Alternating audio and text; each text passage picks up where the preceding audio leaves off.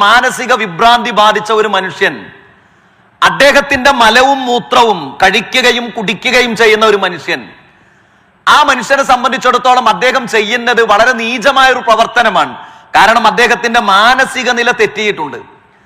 എന്നാൽ ആ നീചമായ, ആ വൃത്തികെട്ട മാനസിക വിഭ്രാന്തി കാരണത്താൽ അദ്ദേഹം ചെയ്യുന്ന ആ പ്രവർത്തനത്തിലൂടെ ഒരിക്കലും അദ്ദേഹത്തിന്റെ മാതാവിനെ പീഡിപ്പിക്കുകയില്ല, തന്റെ ജനനത്തിന് കാരണമായി തീർന്ന പിതാവിനെ കൊലപ്പെടുത്തുകയില്ല, തന്റെ ഏറ്റവും പ്രിയപ്പെട്ട മക്കളെ ലൈംഗികമായി പീഡിപ്പിച്ച് കാലെടുത്ത് തലയടിച്ചു കൊലപ്പെടുത്താൻ ആ മനുഷ്യന് സാധിക്കുകയില്ല.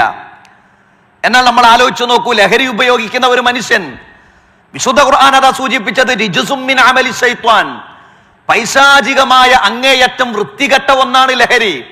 കാരണം ലഹരി ഉപയോഗിക്കുന്ന മനുഷ്യന്മാർ ജീവിതത്തിൽ ഇതെല്ലാം ചെയ്യുന്നു.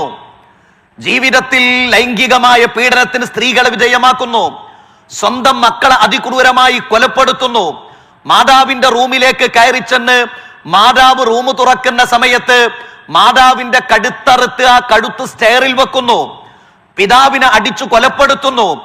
ഇതൊക്കെ ലഹരി ഉപയോഗിക്കുന്ന ആളുകളിൽ നിന്ന് സംഭവിക്കുന്ന മാരകമായിട്ടുള്ള ചില കാര്യങ്ങളാണ്.